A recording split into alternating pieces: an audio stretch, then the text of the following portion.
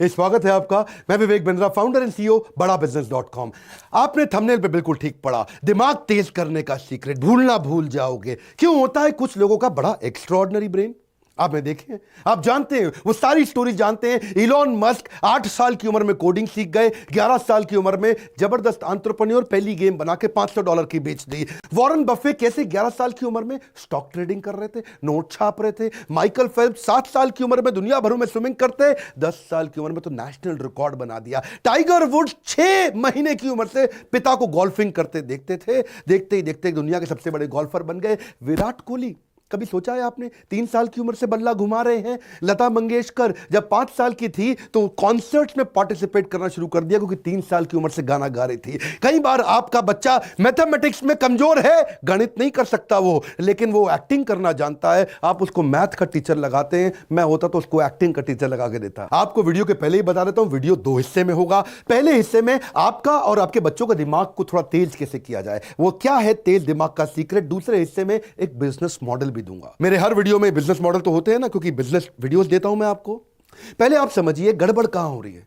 गड़बड़ यह है कि बच्चों के साथ में वो ऑल्टरनेट टैलेंट्स नहीं बिल्ड किए जा रहे हैं, नॉन एकेडमिक ऑल्टरनेट टैलेंट और उनकी कॉम्पिटेंसी नर्चरिंग। इसमें 3 बातें, पहला है नॉन एकेडमिक, दूसरा है ऑल्टरनेट टैलेंट और तीसरा है कॉम्पिटेंसी नर्चरिंग। क्या सारी समस्या क्या है, जो हमारे यहां स्पेसिफिक कॉम्पिटेंसी होती है बच्चों की, उनको बिल्ड नहीं किया जाता। उनके नॉन एकेडमिक यानी कि Hindi, English, math, science, SST को छोड़ के और कौन से स्पेसिफिक टैलेंट्स है। प्रॉब्लम क्या, अनट्रेन्ड टीचर है ना स्कूल में, तो वो फोकस उस पर तो लगाते नहीं। जो डिसएंगेज्ड है बच्चा, जो डिसएंगेज बच्चा है वो और ज्यादा डिसएंगेज हो जाता है। रोट लर्निंग मतलब रट्टाफिकेशन, हर चीज को रट्टा मार मार के याद दिलाते हैं। लो अटेंशन स्पैन है बच्चे का, उसको एनकरेज नहीं करते कि तू क्वेश्चन पूछे। वो क्वेश्चन पूछेगा तो उसको फिर तो हड़का चांटा मारेंगे, ज्यादा पूछ रहा है तू है, तो वो उस चक्कर में क्लासरूम बेस्ड थियोरेटिकल अप्रोच में बच्चा ग्रो नहीं करता। 50-50, 60-60, 70-70 बच्चों की क्लास होती है, तो दिक्कत क्या है, उसका इमेजिनेशन, उसका इनोवेशन, उसका कंसेप्चुअलाइजेशन, उसका विजुअलाइजेशन, उसकी ओरिजिनल थिंकिंग वो बिल्ड नहीं होती है। क्यूरियोसिटी किलर बन गए टीचर, क्यूरियोसिटी क्रिएटर होने की जगह। अब ऐसे माहौल के अंदर पुराने तरीके के सिलेबस जिसको अपग्रेड नहीं किया गया, एक्सपीरियंशियल लर्निंग नहीं है, बच्चे को एक्सपीरियंस नहीं क्रिएट किया जाता, उसको एनकरेज नहीं करते कि वो क्वेश्चन पूछे। लॉजिकल रीजनिंग उसकी खत्म कर दी, क्वेश्चन की चलो चाटा पड़ेगा, कैसे पूछ लिया तूने फालतू क्वेश्चन। उसके लाइफ स्किल और वैल्यू से बहुत दूर की बात है, उसके लिए फेलियर मौत से ज्यादा बड़ी हो जाती है। बच्चे को दुखी कर रखा है। एक्चुअली कारण क्या है, 19वीं सेंचुरी की पढ़ाई, 20वीं सेंचुरी की मेथोडोलॉजी 21वीं सेंचुरी के बच्चों को दिया जा रहा है। बात बनेगी कहां से? Elon Musk, Warren Buffett, Mark Zuckerberg, Jack Ma, दुनिया के लोग बता रहे हैं कि अब पढ़ाने के लिए आपको ऑल्टरनेट टैलेंट बिल्ड करने, बच्चे को एबैकस सिखाओ, उसका मल्टीपल इंटेलिजेंस टेस्ट करो। वैदिक मैथ एक बहुत जबरदस्त तरीका, उसको एनएलपी में लेके जाओ, मेमोरी साइंस बिल्ड करो, स्पीड रीडिंग राइटिंग पढ़ाओ। साइंस, टेक्नोलॉजी, इंजीनियरिंग, मैथमेटिक्स को बोलते हैं स्टेम, रोबोटिक्स, ये बड़े तरीके हैं। मैं थोड़ा समझाऊंगा आज आपको, जल्दी से कवर कर लेते हैं। पहले समझिए अबैकस क्या होता है। अबैकस में जो बीट्स होती है ना, इनको ऊपर नीचे करके बच्चा बहुत जल्दी जमा घटा गुणा भाग सीख जाता है। क्या होता है जमा घटा गुणा भाग? एडिशन, सब्ट्रैक्शन, मल्टीप्लिकेशन, डिवीजन, ये क्विक कैलकुलेशन का तरीका है। थोड़ा इसमें एडवांस अबैकस भी होता है, जिसमें 50-50 हजार की वो टेबल पहाड़ा ऐसी गट गट गट गट गट करके सीख जाता है। एरिया, सरफेस, एलसीएम, एचसीएफ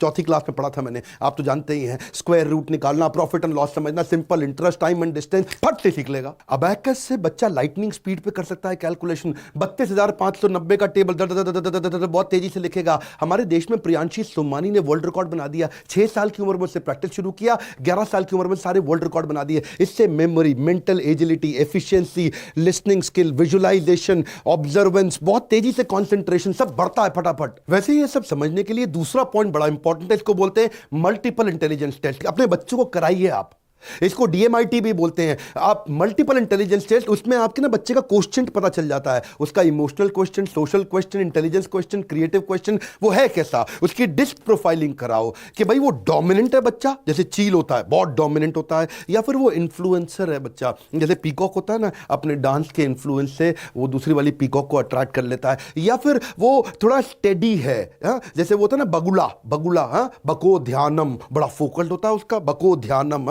जाग चेष्टा बको ध्यानम, या वो कंप्लायंट है, जैसे उल्लू होता है, आंखें बड़ी बड़ी है, कंप्लायंट, हर चीज पर नजर रखने वाला, भैया कोई गड़बड़ तो नहीं हो रही। थोड़ा बच्चे का ना मल्टीपल इंटेलिजेंस टेस्ट कराना चाहिए आपको, उससे उसकी लर्निंग स्टाइल का पता चलेगा कि बच्चा विजुअल है, देख के सीखता है, या ऑडिटरी है, सुन के सीखता है, या काइनेस्थेटिक है, हाथ से छू के थोड़ा एक्टिविटी करके सीखता है। उससे उसका स्वॉट एनालिसिस निकल जाएगा, उसकी स्ट्रेंथ, वीकनेस, अपॉर्चुनिटी, थ्रेड। मेरी स्पीड तेज है पर आप भी ध्यान से सुनिए, वीडियो बड़ा कमाल का है। उसकी स्ट्रीम सिलेक्शन का पता लग जाएगा, बच्चा आगे सिलेक्ट क्या करेगा, वो साइंस में जाएगा, कॉमर्स में जाएगा, आर्ट्स में जाएगा, करियर ऑप्शंस निकल के आ जाती हैं। जल्दी बच्चों का टैलेंट पता चल जाए तो आप कमाल कर सकते हैं। हमारे देश में कई बच्चों ने कमाल किया। आकृत जायसवाल 7 साल की उम्र में उसने पहली सर्जरी कर दी स्किन के ऊपर। 12 साल की उम्र में उसने अपनी मेडिकल यूनिवर्सिटी के अंदर ज्वाइन कर लिया और मास्टर डिग्री 17 साल की उम्र में कर लिया। ओपरा विनफ्री के साथ वो बिल्कुल हेडलाइंस पे आ गया। मेरे 8 पॉइंट में तीसरा है वैदिक मैथ। ये वैदिक मैथ बड़े कमाल की चीज है। मेरे दूसरे डायरेक्टर हमारी कंपनी के संजय कथुरिया जी, उनसे मुझे पता चला, आप जानते हैं 1884 में जन्म हुआ था शंकराचार्य जगन्नाथपुरी के भारती कृष्ण तीर्थ स्वामी जी, हिज होलीनेस शंकराचार्य स्वामी जी ने वैदिक मैथ को लाकर के पूरे देश के सामने रखा और पूरी दुनिया आज उसको फॉलो कर रही है। वैदिक मैथ से आप algebra, cube, fraction, decimal, digital root, multiplication, 7 digit तक, बाइनोमियल, पॉलिनोमियल आप बहुत स्पीड से कर सकते हैं। एंट्रेंस एग्जाम में स्पीड चाहिए होती है ना हमारे यहाँ बच्चों को, तो कैट का, सैट का, सरकारी एंट्रेंस एग्जाम वो तेजी से पास कर सकता है, स्कूल के सिलेबस को फॉलो करता है, मेंटल एजिलिटी बढ़ जाती है, 1500% तेज परफॉर्म करता है ज्यादा बाकी बच्चों के मुकाबले। एक एक पॉइंट बड़ा जबरदस्त आने वाला है, स्टूडेंट एनएलपी प्रोग्राम। ये एनएलपी क्या होता है, बड़ा पॉपुलर होता था ना टर्म इस समय आजकल, न्यूरो लिंग्विस्टिक प्रोग्रामिंग। न्यूरो मतलब ब्रेन, लिंग्विस्टिक मतलब उसका लैंग्वेज, प्रोग्रामिंग मतलब उसको डिजाइन कर देना, यानी कि ब्रेन की लैंग्वेज को डिजाइन कर सकते हो आप, ब्रेन की लैंग्वेज को रीडिजाइन कर सकते हो आप, रिक्रिएट कर सकते हो। अगर आपकी ब्रेन की लैंग्वेज जो आपको बताता है क्या करना, आपके जो पैटर्न्स होते हैं उसको अगर आपने रीडिजाइन कर लिया, गेम चेंज हो जाएगा। आप फ्यूचर विजुअलाइजेशन कर सकते हैं। याद है ना मिल्खा सिंह रेस जीतने से पहले विजुअलाइज करता था कि वो रेस को कैसे ट्रैक पे भागेगा। वो फ्यूचर विजुअलाइजेशन उसको ट्रांस में कराना आना चाहिए। वो होता कैसे, वो अल्फा म्यूजिक पे होता है। अल्फा, अब इसकी टेक्निक्स होती हैं, आपको बच्चे को, आपने तो कराई नहीं, आपको तो आती नहीं है टेक्निक्स कि कैसे कमांड दिया जाए about desired outcome. Alpha music चलाओ, आराम से म्यूजिक चलता है, वहां पे उसको कमांड दिया जाता है कि कैसा उसका डिजायर्ड आउटकम हो। वो अपने फ्यूचर को विजुअलाइज कर सकता है, उसके बाद वो अपना विजन बोर्ड बना सकता है। Mental preparedness before physical preparedness, इसको क्या बोलते हैं, mental preparation before physical preparation.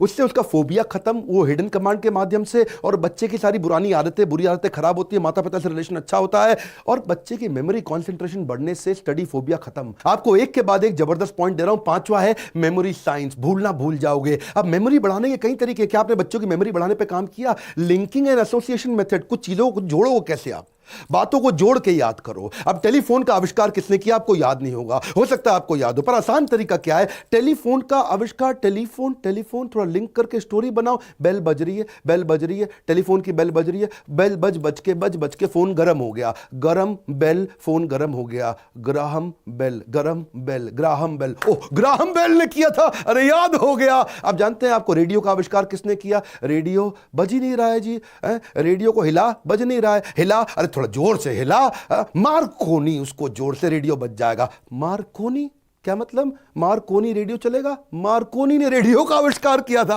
वो याद हो गया, मार्कोनी ने किया था। इसको क्या बोलते हैं? बेसिकली तरीके हैं ये, या एक्रोनिम बना लो, किसी चीज को जोड़ लो। याद है ना बॉड मास, बचपन में आपने सीखा था, है bracket of division, multiplication, addition, subtraction, BODMAS, acronym बना लो, याद हो जाएगा। विबग्योर, वो जो कलर्स थे, violet, indigo, blue, green, yellow, orange, red, ये क्या है? ये तरीके हैं, एक्रोनिम से भी आप कर सकते हो। या फिर आप ब्रेन जिम बनाओ बच्चों का। ब्रेन जिम में एक हाथ से स्क्वायर बनाना सिखाओ उसको और एक हाथ से सर्कल बनाना सिखाओ। ये दो एक साथ करने मेरे लिए भी मुश्किल हो रहे हैं जी, मैंने भी बचपन में नहीं किया था, आप करा लो अपने बच्चों को। ये बड़े, कहीं मैं आपको वीडियो से दिखा रहा हूं, साथ साथ आपको समझ में आए। मेमोरी बढ़ाने का एक बहुत बढ़िया तरीका बताऊं, मैं आपको अपना बोर्ड लाइन नंबर नहीं बताता, लेकिन एक स्टोरी के माध्यम से मेमोरी बिल्ड करने का एक जबरदस्त तरीका बताऊंगा आपको।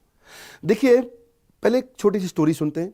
मैं एक रेस्टोरेंट में गया, खाना खाने के लिए गया, वेजिटेरियन हूं लेकिन उसने नॉनवेज खाना खिला दिया, मुर्गी सर्व कर दी मेरे को थोड़ा गुस्सा आया। मैंने वो नाइफ और फोक साइड में रखा, मैंने बोला शेफ को बुलाओ, मैनेजर को बुलाओ।